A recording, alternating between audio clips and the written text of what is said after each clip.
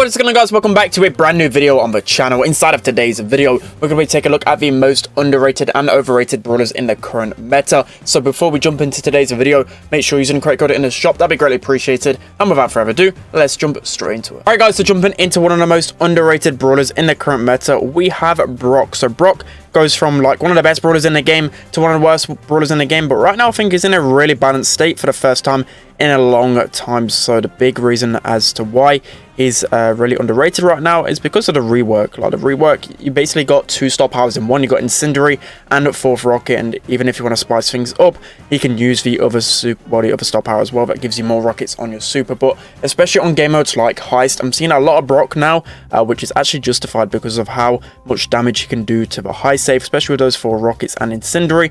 I believe you can do up to like 20% damage with just 4 rockets and Incendiary. I think even more, and especially if you have the damage gear as well, it can be even stronger. So yeah, Brock definitely a good choice now. I wouldn't really say like completely OP, but definitely one of those brawlers which you can use to like counter enemy brawlers and stuff like that. So it's like we're able to pick off the B, and that should be an easy goal for us. So yeah, so far Brock, I'm really liking his change. Definitely a strong brawler in this meta. Let's hop into the other underrated brawler. Alright guys, so jumping in at the next underrated brawler, we have Galil. So Galil right now in competitive is absolutely insane. I never thought I'd hear the day that Galil would be this strong. He hasn't even received like any game breaking buffs either. He's just really strong, especially in draft mode. You've seen teams use Galil pretty much everywhere. The main reason why is because of his stun. So his stun only got like a 0.5 second increase into the wall. Like duration, I think it's now 1.5 seconds. It was 1 second, but trust me, if you're able to get multiple people or even just one person,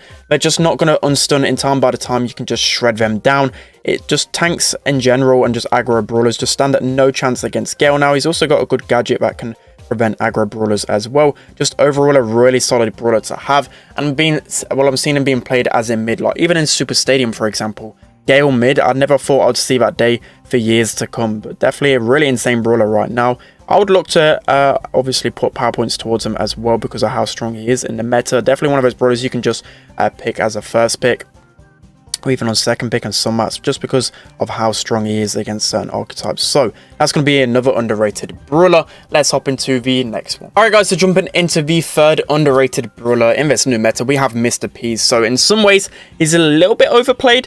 I know I'm obviously talking about underrated brawlers, but in some cases he can what people still think he's like really OP, but I would say for the most part he's pretty underrated. People still sleeping on him just a little bit, especially in game modes that can be really passive. I'm thinking maps like Layer Cake for example, and Mr. P is really strong. Dueling Beetles as well, a map that he's always thrived on. Those type of maps Mr. P is going to be really strong on, so definitely looking to put points towards Mr. P as well. I know it's a common theme of brawlers that have recently been buffed that are pretty underrated, but it just goes to show that a lot of people are still sleeping on the brawlers that have been buffed with the recent update, and definitely I would look to consider some of these brawlers as your picks in Power League. So unfortunately I've got like a really aggro comp that I'm facing off against, like Fang and Mortis, some of Mr. P's hardest counters, so I'm probably not able to show how strong Mr. P is in this meta, but I'm able to kill Mortis at least, and maybe Fang is able to make a pop-off play right here. But as I said, maybe like Brawl is probably stretching it, but he's definitely one of those brawlers that you can counter certain brawlers against. So I can think about Spike for example. He's really strong in the meta.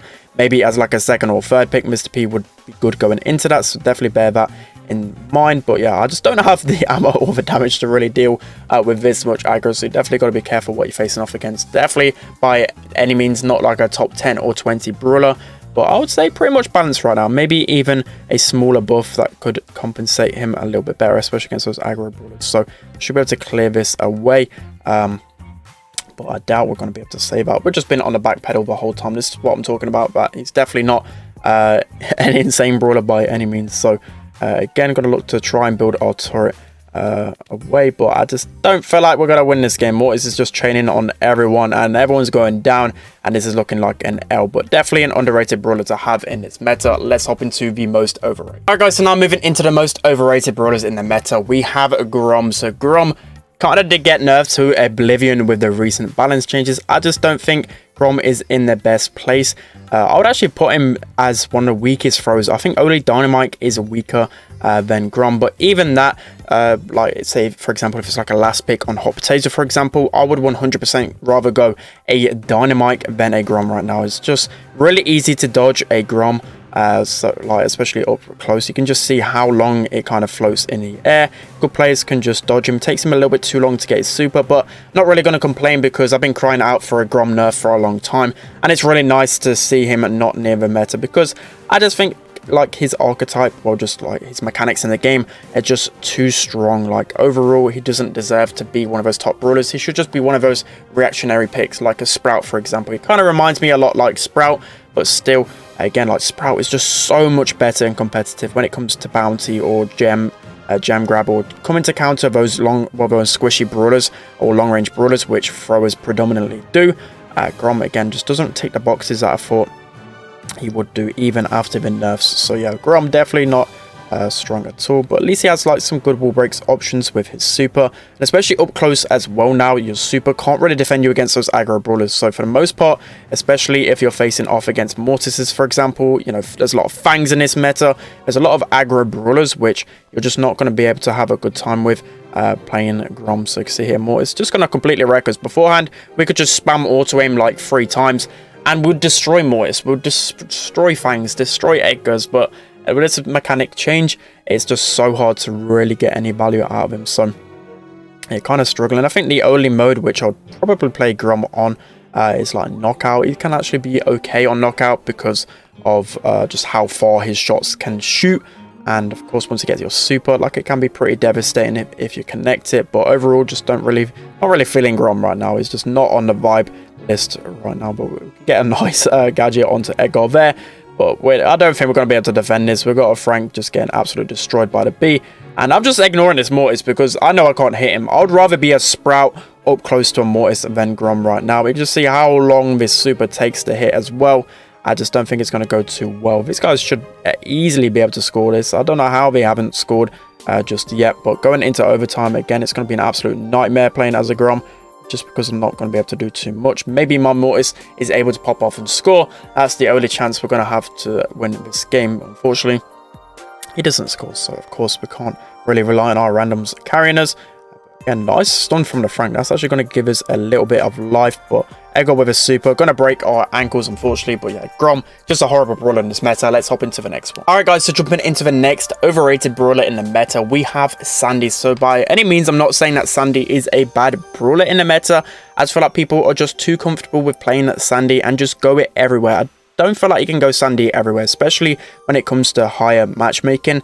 I just feel like Sandy gets countered a little bit too easily. Well, not too easily, but there are strong counters to Sandy. Like any aggro brawlers can really do well to Sandy, and to be honest, I'd only really go Sandy when there's like an enemy like Tara, for example. That's the only matchup which I believe Sandy's going to be really strong on. There's other brawlers that are better flex options, the likes of Spike, the likes of Ems, the likes of Crover. They're like the flex options. You wonder what flex means? That's like brawlers that don't really get countered too much, pretty much good against everything. But Sandy, I don't feel like fulfills that role too much anymore. You don't really see too much Sandy in high power league anymore, and if you do, it's probably people that only have like Sandy maxed out. So yeah, got to bear that in mind. But as I said, I don't feel like Sandy's like really trash. Don't get me wrong, you can still do okay in Sandy in most matchups, but overall, just feel like people just overplay. Maybe overplay rather than overrated. So, I mean, going into Brawl, we should be able to get a nice play here. Just a bow on defense. We're going to get a nice double stun there. So, definitely on some maps like Pinhole Punt,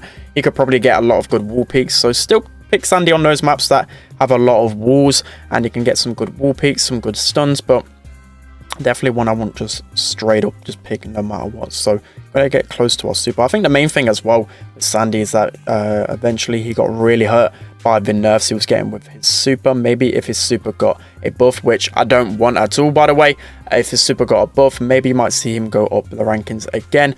But yeah, overall, just not really been as strong. So we're gonna stun Lola to try and get some time there. Unfortunately, the Mortis is a bot. Else he would have been able to save that one, which is a big rip.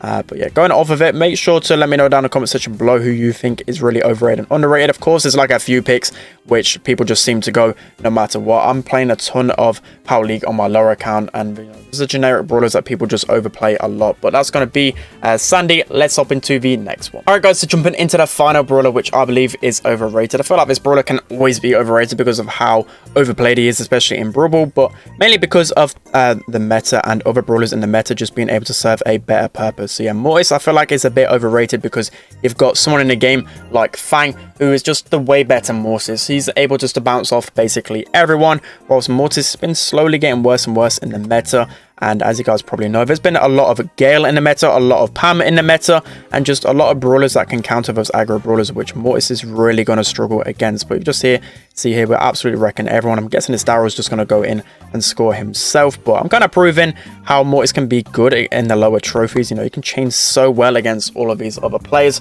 But when it comes down to competitive, I would only really pick a Mortis if Fang is maybe banned, or even like a Daryl band as well. Like all these other aggro brawlers are banned, and if I'm only facing off against like a Mr. P, Tick for example, where I've got 2 hard counters, overall it's just not the best. But yeah, let me know down in the comment section below who you think is really underrated and overrated. Don't forget to like, comment and subscribe, and I'll see you guys next time.